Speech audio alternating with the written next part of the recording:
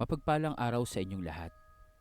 Naririto tayong muli upang mapakinggan ang karugtong na yugto sa ating paboritong aswang serye na alias Itim na Hunyango, ang pinakamapandinlang na antingero. Maraming salamat po sa lahat ng pagtugon sa pagtungo nyo sa ating panibagong tahanan kung saan ipagpapatuloy natin ang paghahandog sa inyo ng episode ng inyong pinakaabangang serye kung saan ang ating grupo ng mga bidang antingero ay nagpapatuloy sa kanilang paglalakbay at pakikipaglaban sa lahat ng kasamaan sa mundong ibabaw. Aking mga giliw na taga-subaybay sa ating channel, sa kadahilanan nga po na tuluyan ng nawala ang ating kabilang channel or pinagbawal na ng platform ang patuloy na pag-a-upload natin doon. Kaya naman naririto po tayo sa Proyekto Aswang upang maumpisahan ang ating panibagong yugto at paglalakbay ng sama-sama sa pakikinig sa pakikipagsapalaran ni Zen at ng kanyang mga kasamahan. Bago ang lahat, huwag po nating kaligtaan ang pag-iiwan ng like, comment at pagsasubscribe po sa ating channel kung bago pa lamang po kayo. Nang sa gayon ay masuportahan nyo po ang ating munting channel at ang ating programa. Sa ating nagdaang kabanata ay matatandaan na naganap na nga at nakompleto ang pagpupulong nitong si Apo Gildas o ang presidente at ang pilantropong manlalakbay. Dito ay napagkasunduan nila kung papaano nilang gagawin ang pagpapatuloy ng kanilang plano sa pagpasok sa kastilyo ng vampirang si Vladimir. Kaugnay nito, habang nagaganap ang pag-uusap sa labas, naroroon naman ang pagpapatuloy ng pagsasanay ng mga nasa loob ng 4 Krono Ikarsel upang magawa nilang makontrol ng mas maayos at epektibo ang kanilang mga kapangyarihan at magawang mapantayan ang kapangyarihan nitong Zen at Fred nang sa gayon mapagana nila ang susi sa kanilang paglabas. Ngunit hindi itong magiging madali, lalong-lalo na dahil nga sa marami ang naroroong sa isla na maaaring makasalamuha at makalaban nila at pumigil sa kanilang mga layunin. Isa na dito ang Volture, ang nilalang na lumalamon ng halos lahat ng bagay na may buhay at walang buhay. Nilalang na nilikha mula sa kadiliman at kasulok-sulukan ng mga dimensyon. Sa pagkakataong iyon, nagawa na ngang maramdaman nitong si Fred ang eksistensya ng Volture dahil na rin sa sabihin na nating regalo, kaloob o pahiram na kapangyarihan ng bathalang nagngangalang Nixa sa kanya.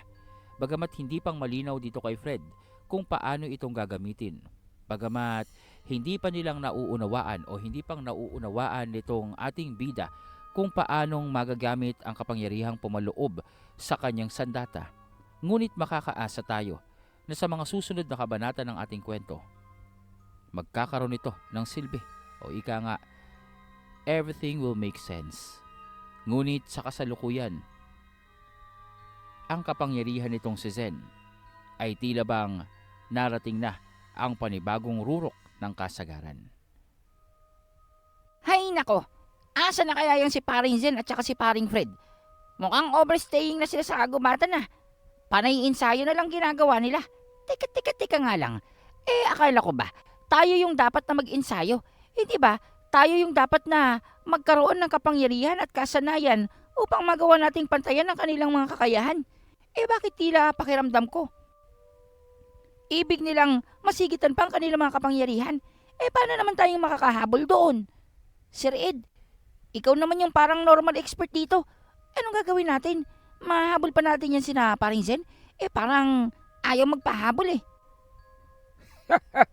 Ang tubig ay basa. Ano ka ba? Huwag kang mag-alala dahil tinitiyak ko sa iyo. Everything will make sense eventually. Wow! Ang galing na English? Sir Ed, hindi mo naman sinagot yung tanong ko. May pa-make sense ka pa dyan. Paano naman nating papantayin ang kapangyarihan nila kung patuloy silang lumalakas? Isa pa. Anong gagawin natin dyan sa tribong yan? Parang linta. dikit ng dikit kay paring Jimeno. Dispatch ako na kaya. Ano ba kayo? Itigil nyo na nga yung kalokohan nyo, Ed. Kulas, nararito sila upang tulungan tayo. Nakaligtaan nyo na yata. Ang kakayahan nitong si Bellatrix ay mahalaga para sa atin. Hindi maaaring ipagsawalang bahala ang kanyang babala. Alam nyo bang ang kakayahan niya ay tila yatang para na rin sa isang orakulo na gagawa niyang magkaroon ng prediksyon nang sa gayon maiwasan ang tunay na kapahamakan. Bagamat sabihin na natin, oo at medyo nakakarindi ang kanyang pagkatao, subalit ang kanyang kakayahan ay hindi natin maitatanggi na kailangan natin. Ibig mong sabihin, crucial. Don't ask me now. Alam ko kung anong mga English na yan. Nag-aaral kaya itong si Kulas. Teka nga, Ninang. Nasabi niya ba kung kailan ang posibleng paglabas ng Vulture? Abay, nag-aalala na ako. Lalong-lalo na tingnan mo yan si paring Jimeno. Namumutla na ng labis. Parang hindi na kayang tagalan pa ang nag-iiring ang dalawa. Alam mo yung parang may silent battle? Parang nagbabaga yung magkabilang panig. Ikaw naman kasi, ano ba ang ipinayo mo dito kay Bellatrix? At saka, anong ipinayo mo dito kay Beng? Bakit tila yata matapos kanilang kausapin, abay nagbago ang mga desisyon sa buhay? Parang pati ang kanilang mga layunin mas tumigas. Sabihin mo nga, Kulas, ano ang sinabi mo sa kanila? Oo nga, Kulas. Duda na naman ako sa mga pinagsasasabi mo. Alam mo naman malaki ang tiwala nila sa iyo dahil sa ikaw ang malapit na kaibigan ni Jimeno. Pero tandaan mo, ang nangyayaring iringan sa kanilang dalawa ay maaaring maging balakid sa ating pagtatagumpay sa paglabas dito sa 4 Krono. Paring Kulas, nanghihina na ako. Hindi na akong makatulog. Hindi pa akong makapagpahinga. Peling ko, may 2 CCTV ang nakasunod sa akin 24/7. Hay nako, ang hirap talagang maging pugi. Kulas, ikaw na lang kaya, ikaw nang maging pugi. Ano ka ba paring Jimeno? Level 1 pa lang yung kapugian mo. Hindi mo bang nalalaman?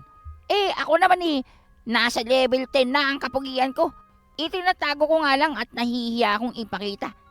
Alam mo na, baka sapawan natin itong si paring Zen. Baka masapawan natin itong si paring Zen. Alam mo naman, siya yung bida ng kwentong ito. Teka nga, may iba ko ng usapan. Nasaan na ba tong si paring Zen at saka si paring Fred?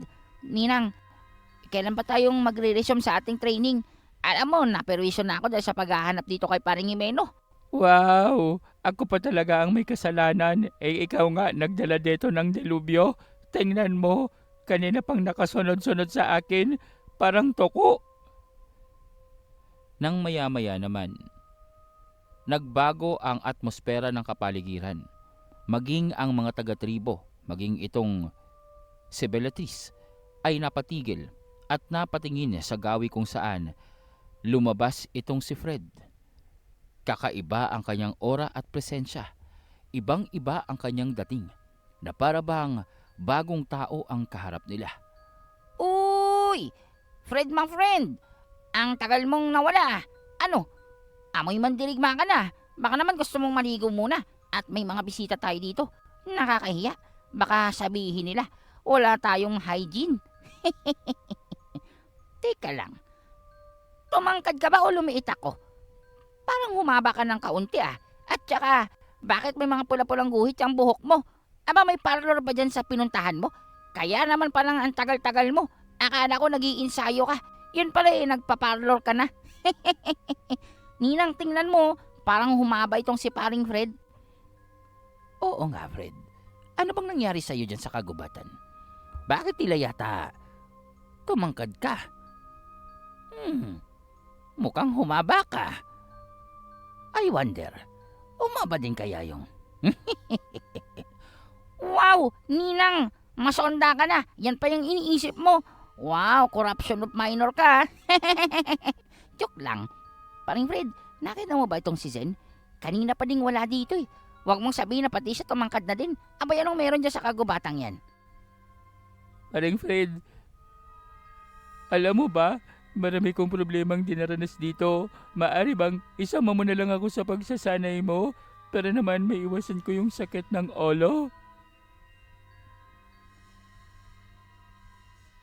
Pasensya na kayo kung natagalan. Hindi ko man lang inaasahan na may makakaharap akong isang nilalang na lampas-lampas ang kapangyarihan kumpara sa akin. Hindi kong inasahan na sa loob ng islang ito, may kagaya niyang natutulog. What? Anong ibig mong sabihin? Sinong natutulog dito? Sinong sinasabi mong nilalang? Eh, mukhang ayos ka naman ah. Nakalaban mo ba? Ano ba siya? Halimaw?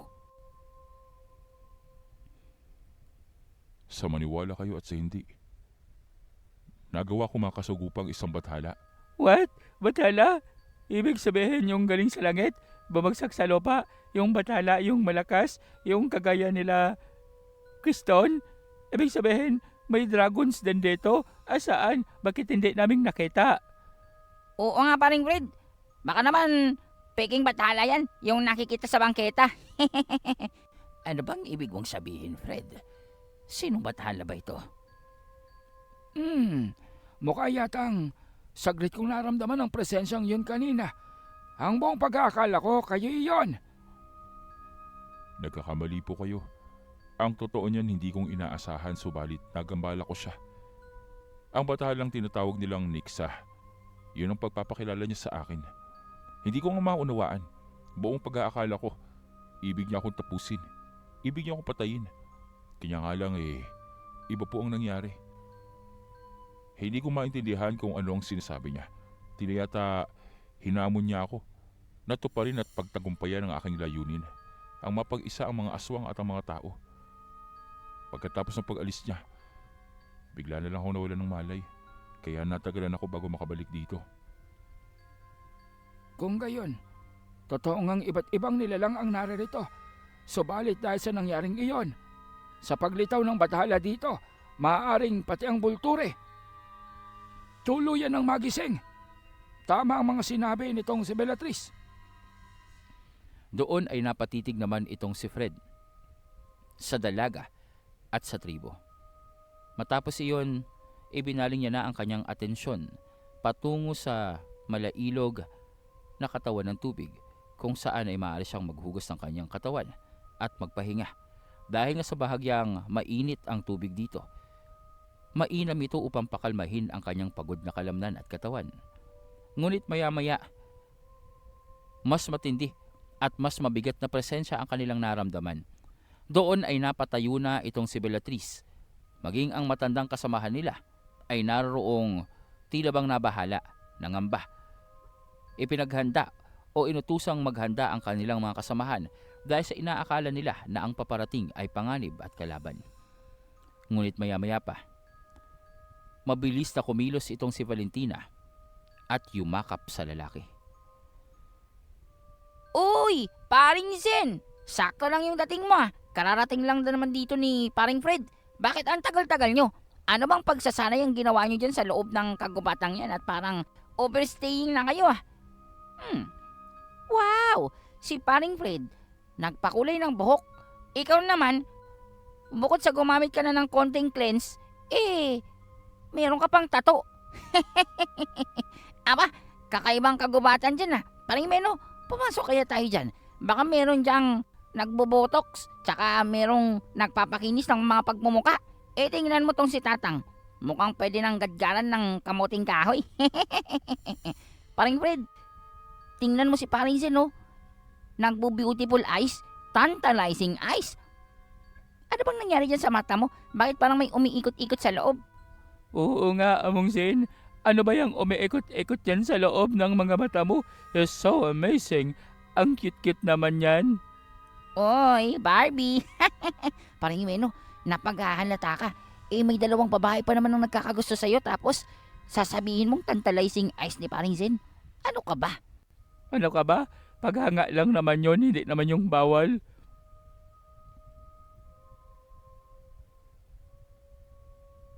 Magandang araw sa inyo. Teka, mukha yatang may mga bisita tayo dito. Para bang malaman kung sino sila at ano ang layunin nila sa pagtungo dito. Kanina ay naramdaman ko ang kakaibang bugso ng enerhiya. Pero tila yatang nawala itong bigla. Fred, ayos lang ba yung nakaharap mo? Ang totoo niyan yun nga ang pinag-uusapan namin bago kang dumating. Nagawa naming makaharap ang batalang tinatawag na Nixa. Natatandaan ko yung itsura niya. Kagaya ng alaga nitong si Goliath. Isang falkor, kaya nga lang ang kaibahan kulay itim. Maliban doon kaya niyang magpalit ng anyo. At kumpara sa kanyang kapangyarihan at kalakasan, napakalayo ko. Para akong isang batang pinaglalaruan. Oo nga, yun yung sabi ni paring Fred. Dribble daw siya tapos isinot. Shoot sa banga. Kaya lang, hindi naman makita ang bakas ng paghihirap sa katawan niya. Parang hindi naman siyang nakipaglaban. Siguro natulog yung sa kagubatan. Tingnan mo, wala man lang ka peklat-peklat, walang sugat, walang galos. Parang hindi nga napagod eh. Tingnan mo nga blooming na blooming yung pagmumukha tapos tumangkad pa. Mukhang ibang naiisip kong ginawa nitong si paring Fred ah. Mukhang ginamit niyang pinagbabawal na teknik. Tingnan mo, tumangkad siya. It's so interesting. Uy, siya nga pala. Meet Belat. Belat and Friends. Mga taga-tribong maninisi sila. Paring Zen, nagpunta yan dito kasi nilin lang ako. Ang sabi niya, gusto niya makausap yung pinuno nitong pangkat natin. Syempre, naisip ko, ikaw na lang yung kakatawan bilang pinuno. Nagdesisyon na ako ha. Tsaka, paring Zen, nahuhumaling kay paring Imeno. Namomroblema yung kaibigan natin. Tingnan mo, parang wala ng dugo. Parang hindi nang humihinga. Ano ka ba paring kulas? Binobokeng mo pa ako. Alam mo ba yung peling na kahit may hangin kang nalalanghap, parang hanggang liig lang tapos lumalabas na ulit? Ganun akong kakabado, lalong-lalo na pag tinatabayan ako ni Bilat. Parang pakiramdam ko, tumatagos yung paningin ni Bibibing kahit nasaan siya. Well. Paring Imeno, welcome to the Club of La Pogi. Ganyan talaga ang pakiramdam namin pero you'll get used to it. Isipin mo na lang pagsubok yan sa'yo. Iho, Zen, tama bang nakikita ko sa mga mata mo? Kung hindi ako nagkakamali, iyan ang ikalimang antas ng pagpukaw sa mga mutya. Hindi ko nang nakikita pa ang dalawang mutyang taglay mo. At ang nakikita ko sa mata mo ay tila bang kumakatawan dito. Tama nga. Ang itsura ng mata mo, ang mga marka sa iyong braso. Walang duda, naisagawa mo ang ipinagbabawal na teknik. Marahang naglakad itong si Zen na noon naman ay nakakapit pa sa bisig niya itong si Valentina. Huminto siya sa harapan ng tribo. Binati ang matanda at itong si Beatrice. Ikinagagal ako kayong makilala. Ako nga pala si Zen. Ano bang maitutulong namin sa inyo at bakit kayong napunta dito? Kung nagambala namin ang inyong pananahimik dito sa loob ng kuweba, ipagpaumanhin nyo, subalit pansamantala lamang ito. Siguro ay naipaliwanag na sa inyo ng aking mga kasamahan na sa kasalukuyan ay nasa loob tayo ng isang dimensional na bilangguan. Kung alam nyo ang 4 Chrono Icarcel, sa kasamaang palad ay napaloob tayo dito. Kaya naman, naririto kami at nag-iensayo upang magawang mabuksan ang tarangkahan pabalik sa ating mundo. Magandang lalaki. Magandang araw din sa iyo, Ginoo. Ako ang pinakamatanda sa grupo. At eto namang si Tatang, ang aking kanang kamay. Leche, anong kanang kamay? Pogi, Ginoo, ikaw ba ang pinuno ng inyong pangkat? Hindi ko masasabing ako ang pinuno dahil magkakaibigan kami dito. Sabihin na nating tumutulong ako upang pangunahan ang grupo namin upang hindi mapahamak, pero wala akong pinuno dito. Ginoo, kinagagala kitang makita. Kagaya ng aking panaginip, eksaktong-eksakto ang nakamuestrang mukha mo. Hindi mo mang aminin, pero ikaw ang kinikilalang pinuno ng lahat ng mga kasamahan mo. Kaya naman, masaya kami na makita ka. Eh ang tanong, si paring Zen ba, masaya na nakikita ka? Ay, teka nga pala. Binigyan mo nga pala ako ng lechon manok. Paring Zen, kausapin mo ng matino yan Masasarap yung mga manok royal nila dito eh. Ang sabi niya kasi, naramdaman niya daw at napaniginipan niya daw yung tungkol sa Volture. At tila bang malapit na itong lumitaw. Ang sabi niya pa, kailangan nating magtulong-tulong para mapuksa ito. Tsaka sabi niya may nalalaman silang kaparaanan upang magawa itong patulugin muli. At tsaka alam mo ba, ang sabi pa nitong si Belat, napanaginipan niya daw si Paring Jimeno. Siya daw yung mapapangasawa nitong si Belat. Tsaka sabi niya pa nga kailangan magpulong-pulong upang mapaghandaan ng mga paparating na tila bang mga panganib. Tsaka ano pa yung sabi mo? Sige na, magkwento ka na para naman malaman na ni Paring Zen yung mga gusto mong sabihin. Boset, ano bang ikikwento at sasabihin nitong si Bellatrix? Parang sinabi mo ng lahat ng narinig mo sa pagpupulong. Hindi mo man lang binigyan ng pagkakataong maipaliwanag nitong dalaga ang aming pakay dito. Ganon ba? Hindi ko napansin. Sorry. Na-carried out lang ako. Alam mo na, excited akong ibalita kay Paring Zen kung ano yung mga nagaganap dito. Tsaka, gusto na namin makalabas dito, ano? Hindi magiging madali yan. Base sa mga panaginip na pumasok sa aking isipan, ayon sa mga bantay ng kagubatan, hindi lamang ang Volture ang maaring makaharap natin dito, kundi ang mga nilalang na nagmula sa malayong ibayo. Ang ibig mo bang sabihin, ang mga naunang bilanggo ng 4 krono? Sasme, delikado yon. Dahil kung ang mga unang bilanggo dito, isipin nyo na lamang kung ilang milyong taon o daang libong taon na silang nabubuhay at nagsasanay. Delikado yon. Delikadong delikado. Sus, ayan ka na naman sa delikado-delikado mo Sir Ed, nakaligtaan mo yata. Tayo yung bida dito. At saka tingnan mo si Paring Zen, no? Parang ang lakas-lakas na. Hindi ko masasabing malakas na ako pero sa tingin ko naman ay may improvement sa aking kakayahan. Kaya nga lang kung ang pinag-uusapan natin dito ay Volture, base sa mga description nila Sir Ed at ni Ninang mukhang imposible na magawa naming kalabanin at talunin ito ng kami lamang ni Fred.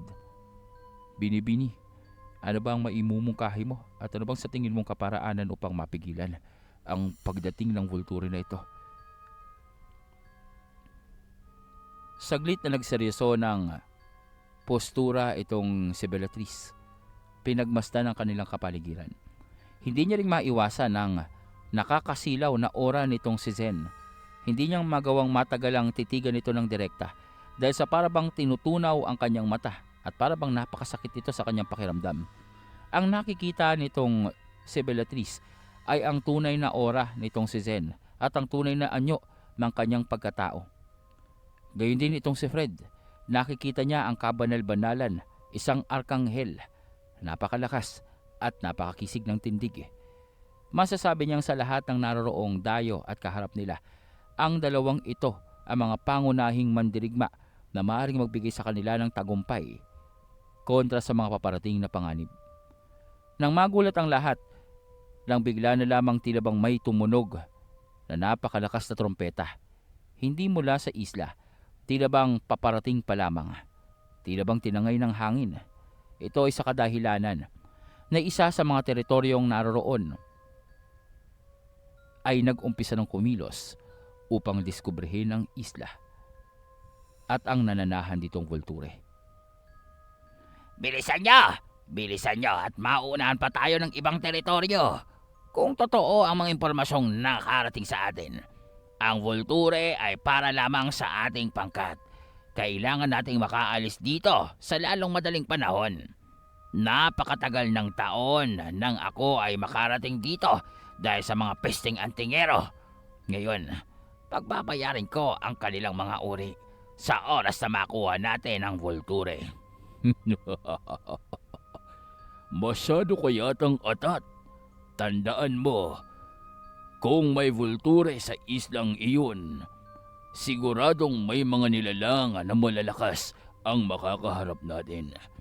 May kadahilanan kung bakit bigla na lamang lumitaw sa loob ng 4 Chrono Carcel ang isla. At base sa aking kalkulasyon, napakaraming uri ng nilalang ang nag-aantay sa atin. Ano man yan? Ano mang nilalang ang nag-aantay sa atin sa loob ng islang iyon? Tingin mo ba mananalo sila sa atin? Sa katagalan natin sa pananatili dito, nasanay ng ating katawan. Tandaan nyo, ang mga baguhan sa loob ng 4 Chrono ay hindi maaring tumagal sa labanan dahil limitado ang hangin dito na kayang tanggapin ng katawan. Kung hindi pa itong sanay sa kapaligiran, kahit sabihin nating malalakas ang naroroon, hindi silang tatagal ng ilang minuto sa pakikipagtunggali sa atin. Maliban pa doon, may mga mandirigma tayo na kayang-kayang itapat sa sinuman, maging sa mga kagaya ng Volture at kung ano pa ang naroroon sa isla. Babae! Sana merong babae! Ang tagal-tagal na nating hindi nakakasilay ng babae dito. Masyadong mahigpit ang ibang tribo at ibang teritoryo sa kanilang mga kadalagahan. Kaya naman wala tayong magawa. Puro lalaki na lang sa ating lugar. Ano naman gagawin natin sa babae? Bobo! Ano pa ba? Di ko nga alam kaya nga nagtatanong Bigla-biglaan na lamang ay sumabog ang harapan ng kanilang sasakyan. Doon ay makikita ang isang lalaki. Kulot ang makapal na buhok. Itim. Purong itim ang kanyang balat. Animoy tao ito.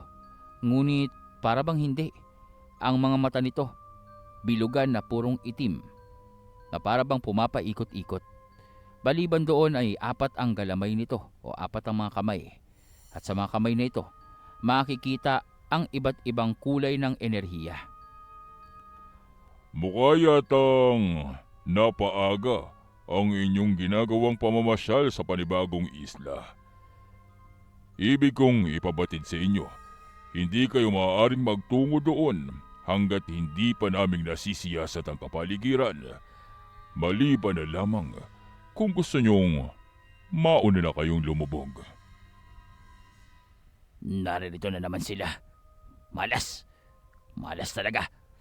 Ihinto niyo ang sasakyan. Mabuti naman at nagkakaunawaan tayo. Hanggang dito na lamang muna ang inyong sasakyan. Anumang pagkilos at pag-abante ninyo, maaaring isipin ko na ibig niyong makipaglaban sa amin at hindi ako magdadalawang isip na wasakin kayo.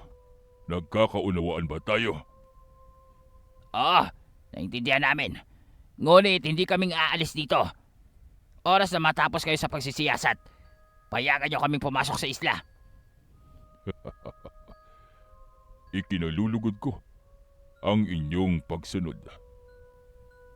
Doon ay biglang naglaho ang nilalang. Tila bang ang lahat ng nasa sasakyang pandagat ay naroroong takot sa nilalang na ito. Ang presensya niya pa lamang, ang kanyang pagpapakita doon, ay tila bang nagdulot na ng labis na pangamba sa mga naroroong kasamahan ng lalaki. Wala silang nagawa. Ibig man nilang magtuloy, ngunit dahil sa utos ng lalaking ito, huminto ang kanilang sasakyan. Ilan sa mga naroroong nakikipag-unahan sa kanila, ilan sa mga submarino na sa ilalim ng dumaan, makikitang biglaan na lamang sumasabog at nawawasak. Ito ay sa kadahilan ng sumuway sila sa pangkat ng nilalang na nagpakita sa harapan ng mga kalalakihang ito. Masyado talaga silang malupit. Hindi na nilang pinaligtas pa ang ilan sa mga nakikipag-unahan sa atin. Ano ba magagawa natin? Sila yung malalakas, sila yung nakakalamang. Pasasaan ba at kapag nakuha natin ang Volture? Kapag tayo ang nauna, sigurado ako, wala na silang magagawa pa. Hindi nila tayong mahahabol sa labas. Makukulong sila dito ng panghabang buhay na. Bibihira lamang ang pagkakataon na lumitaw ang Volture. At alam nyo ang kalamangan natin? Madami tayo? Sira, kahit madami tayo, isa lang siya kaya tayong pulbosin nun. Nagkakamali kayo. Hindi sa dami yan, kundi sa karunungan at kaalaman. Kung hindi niyong natatanong, ang aking angkan ay pinanghahawakan ang lihim sa paghuli sa mga nilalang na kagaya ng Volture. Ha? Nahuhuli ang mga nilalang na kagaya nun? Hindi ba't dimensional na nilalang ang Volture? Tama ka, dimensional na nilalang. At maaaring masabi nating bathala ang katapat nito. Ngunit ang aking angkan ay may nalamang kaparaanan upang mahuli sila at paamuin. Yun ang wala sa ilan sa mga naririto. Maging ang mga makapangyarihang yan ay tiyak na magsisisi.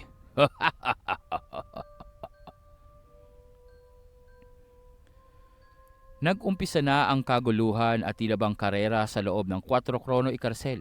Hindi para patayin sila Zen, kundi ang mag-unahan na makuha ang Volture. Para sa isang pangkat, ito ang pagkakataon nila upang makalabas na.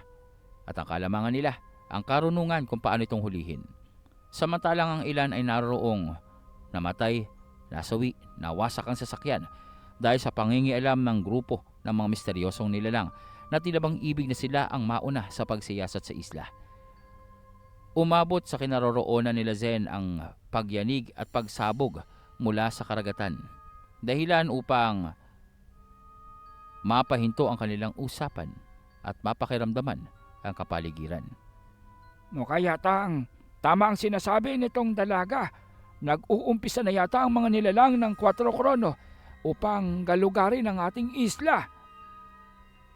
Umay, ito na naman tayo sa problems. Hindi na yata tayong tatantanan ng problems everywhere.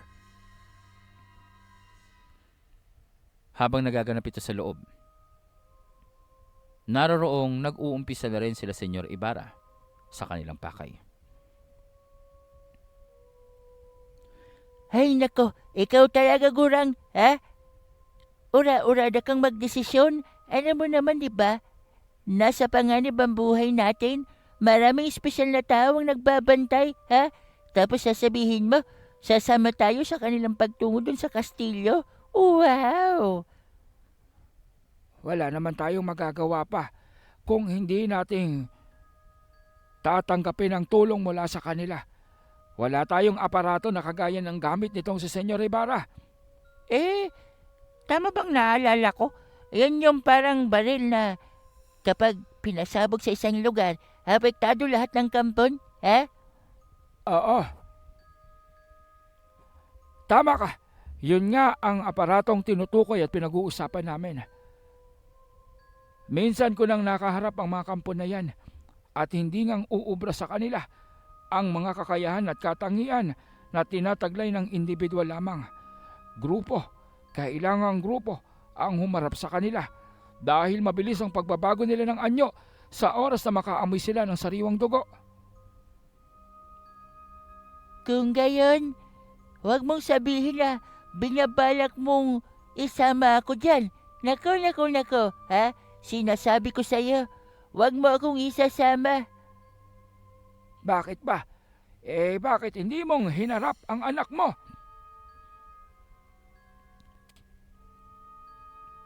Bakit bang tila hirap na hirap kang titigan sa kanina? Maaari bang ibang tanong na lang ang gawin mo? Alam mong hindi ko magawang kausapin ng anak ko. Ano na lamang ang sasabihin ko sa kanya? Hi, it's been so long. Pasensya na pinaampun kita. Wow, edi sinapok ako nun. Kasalanan mo yan. Napakahaba na ng pagkakataon mo upang kunin siya, upang bawiin siya, upang palakihin sa poder mo. Pero anong ginawa mo? Pinabayaan mo.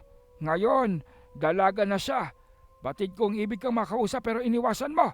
Alam mo ba kung ano ang maaaring naramdaman niya?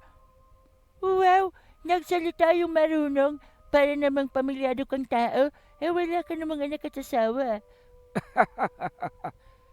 Babalong, sa tagal kong nabuhay sa mundong ito at sa ibang dimensyon pa, alam ko ang pakiramdam ng inabandona. Kaya kung ako sa'yo, habang hindi pa huli ang lahat, bago tayong pumasok sa kastilyo ni Vladimir, gawin mong kausapin ang anak mo bago mahuli ang lahat. Julia, bakit hindi mong nilapitan yung tatay mo? Hindi ba yun yung mahabang baba? Uy, ano ka ba? Magdaan-daan ka naman sa sinasabi mo. Ayos lang. Naiintindihan ko naman itong si Menandro. Isa pa, parang ayaw niya naman akong kausapin. Hindi niya nga akong tinitingnan eh. Kaya naman nahiya ako. Baka mamaya tanggihan niya ako. Itanggi niyang anak niya ako. Ay, sos, ang swerte niya naman at ang kapal naman ng mukha niya kung itatanggi ka. Tingnan mo naman yung itsura mo mula ulo hanggang paa. Siya, mula ulo mukhang paa. Ay, excuse me lang ha, hindi ko sinasadya. Ikaw talaga, mas malala pa sinabi mo. Ay. Julia, alam mo, mabait naman yung si Chip. Medyo bungangero lang talaga, pero maalalahanin yon. Tsaka galante sa pagkain yon. Alam mo Julia, kung ako sa'yo, kausapin mo na ang tatay mo. Knowing Chief Babalong, mataas ang pride nun. Kaya hindi yun basta-basta mag-a-approach sa'yo, pero kung lalapitan mo siya, kung kakausapin mo siya, natitiyak ko. Hindi rin niya makakatiis. Pero alam mo na, tumatanda na. Kaya ganun, mataas ang pride. Kung ako sa'yo, mag-usap kayo. Kailangan mo yun.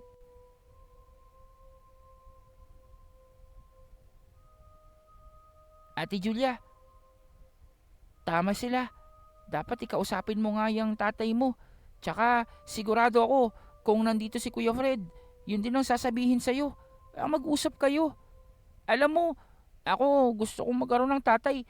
Gusto kong makilala kung sino yung tatay ko pero wala nang makapagsasabi nun sa akin. Kahit si Lola Ursula hindi ngang alam kung sino yung tatay ko. Kaya huwag mong palampasin yung pagkakataon. Basta nakasuporta lang kami sa likod mo. Maraming salamat, Nonoy. Huwag kayo mag-alala. Bagong pagpasok sa kampo, bagong pagpasok sa kastilyo nitong si Vladimir, kakausapin ko siya. Labis ang paghihinayang nitong si Julia. Para bang pakiramdam niya, napakaraming taon na hindi niyang nakakausap ang kanyang ama. Ibig niyang magkaroon ng pagkakataon na mayakap ito. Nasabihin na labis ang kanyang pagkasabik. Pero pinangunahan siya ng pangamba, ng takot at ng hiya. Kaya naman hindi niyang nagawang lapitan ito. Bukod pa doon, alam niyang hindi maaring mahaluan ng personal na bagay, problema at emosyon ng kanilang misyon. Batid niyang makakaapekto ito sa kanilang kabuuang pagtatagumpay. Kaya naman, pinili niyang isang tabi na lamang ang kanilang mga personal na problema at interes. Habang ang pangkat naman nitong si Senyor Ibarra, kasama ang Project Iris, ay naroroong nakahanay na at nag-aantay sa Pilantropo. Senyor, kagaya ng inyong utos, nalinis na ng Project Iris ang lahat ng mga asasin sa kapaligiran. May nakaamba na rin na mga suporta sa lahat ng daraanan ng sasakyan ng presidente. Sa kasalukuyan ay naroon pa rin sila sa loob ng restaurante at ilayatang may pinag-uusapan pa ng hepe. Maraming salamat sa inyo. Huwag kayong mag-alala at sa oras na makumpleto ang ating paghahanda, maaari na tayong mag-umpisang tumulak patungo sa kastilyo ni Vladimir. Tandaan nyo, support system lamang kayo. Huwag manghihimasok at manatili kayo sa labas ng sakop ng kastilyo. Si Iris, nakausap nyo na ba? Opo, senyor. At ayon kay Iris, paparating na rin sila any moment. Maya-maya nga ay dumating itong si Iris kasama ang ilan pa sa mga tauhan nila. Ito ay upang sunduin ang kanilang grupo at ibigay ang lahat ng detalyeng kinakailangan nitong si Senyor Ibarra ukol sa nasasakupan ng kastilyo. Dahil sa taon-taon, nagbabago ang kapaligiran nito. Sa bawat dekada, nadaragdagan ang proteksyon ng kastilyo. Ibig sabihin, kahit hindi gawin o hindi depensahan ng mga vampirang nasa loob ng kastilyo ang kanilang teritoryo, may kung anong mga bagay ang naroroon sa kapaligiran na kusang nagiging aktibo sa oras na pumasok ang mga dayuhan. Bagay na pinagdaanan din nitong sila Ninang at Nel nang pasukin nila ito at subukang gawing aktibo ang pangunahing hakbang sa paglikha ng ritual sa pagbasag ng selyo ng mutya ng Hunyango. Kasabay nito ay ang paglitaw ni Filomena.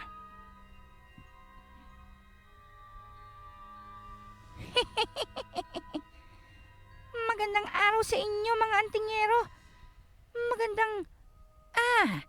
Gabi na pala. Magandang gabi sa inyo, Senyor Ibarra. Nagkita din tayong muli. Teka, wag na kayong kikilos pa. At hindi ako ito. Ang nakikita nyo ay aparisyon lamang.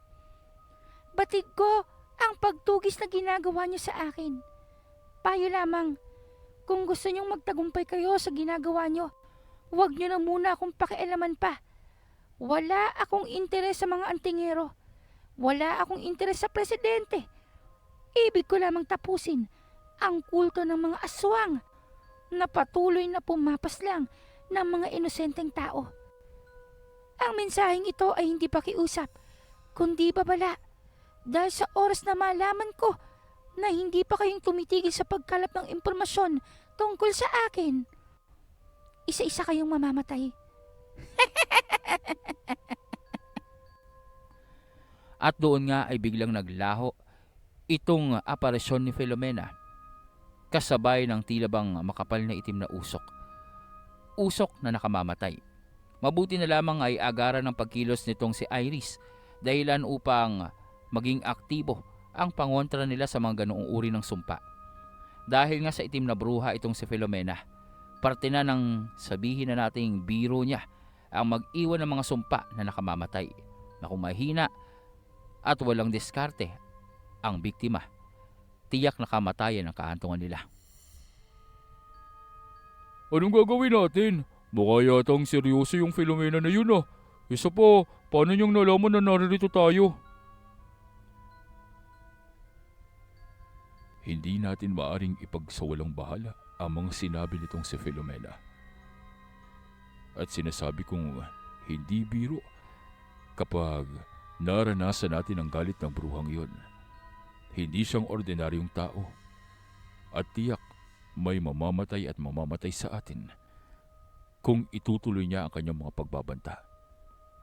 Iris, i-pull out mo ang lahat ng ating mga agents na nag-iimbestiga tungkol sa kanya.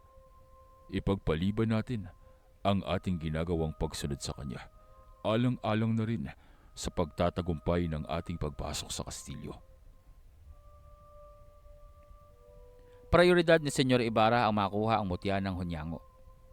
Dahil nga sa alam niyang totoo at hindi nagsisinungaling itong si Filomena sa kanyang mga sinabi, nakapagpasya ang pilantropo na imbis nang ubusin at gugulin ang oras ng ilan sa kanyang mga tauhan sa pagsunod dito kay Filomena, naroroong pinatigil niya ang lahat ng operasyon na may kinalaman dito. Ito ay upang hindi pag-initan ng itim na bruha ang kanyang mga tauhan. At lalong-lalo na, ito ay upang hindi manghimasok ang bruha sa kanilang binabalak na pagkuha sa mutya ng Hunyango. Dahil magiging malaking abala at problema kung maging ang itim na bruha ay makikihalo at manggagambala sa kanilang misyon.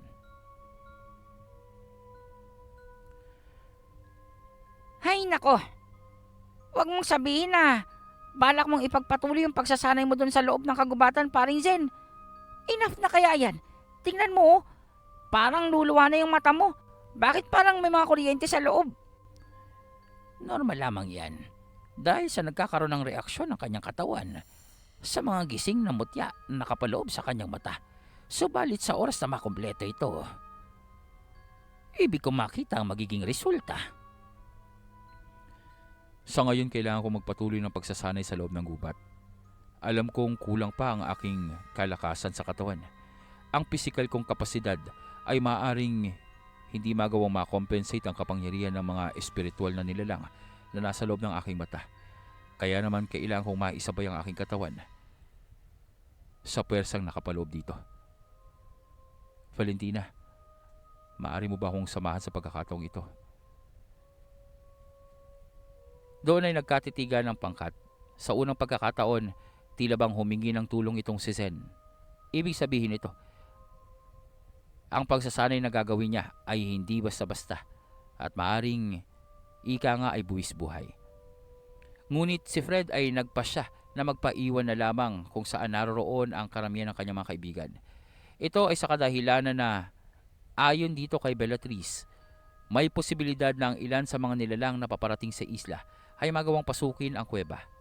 Kakailanganin nila ng depensa sakaling mag-umpisa ang labanan sa pagitan ng mga datihang nakapaloob sa 4 krono o sa mga datihang nilalang na naroroong nakabilanggo at sa pagitan ng mga antingero. Mga giliw kong ka-midnight, aking mga giliw na taga-subaybay, pansamantalang tatapusin natin ang ating kwento sa pagkakataong ito. Ito ang kauna-unahang video na ilalapag natin dito sa channel na ito. At umasa kayo na sa mga susunod pang araw ay ipagpapatuloy natin ang ganitong uri ng paglalahad kung saan nakikita nyo po ang mukha ng inyong lingkod. Ito ay upang magawa na rin po nating magkaroon ng proper na engagement at communication sa ating mga tagapakinig upang nakikita nyo kung sino ang naglalahad ng istorya at upang maihayag natin sa mas marami pang future subscribers ang ganda ng channel na ito. Sana po ay suportahan nyo at palagi nyong ibabahagi sa inyong mga kaibigan, mga kakilala at mga taong mahilig sa horror story ang ating mga kwento. Ngayong nag-uumpisa na ang pagtulak o pagtungo nitong sila Senyor Ibarra patungo sa kastilyo nila Vladimir. Ano kaya ang mangyayari? Posible kaya na makialam itong si Filomena sa kanilang misyon? Ano ang magaganap sa oras na sumama si Chief Babalong at itong si Senyor Ibarra? Kabilang na rin ang presidenteng si Apo Gildas si isang pangkat na papasok sa teritoryo ng Primordial. Magagawa kayang makausap ni Julia ang kanyang ama bago pang mangyari ang kaguluhan.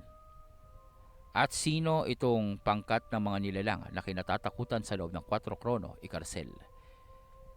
Makikita na kaya natin ang kapangyarihan ni Fred at Zen sa susunod na episode? Yan po ay malalaman natin. Kaya naman manatili kayong nakatutok at tiyakin nyo po na bagong iwan ang video na ito ay nakapag-subscribe na kayo. Maraming salamat at magandang gabi sa inyong lahat.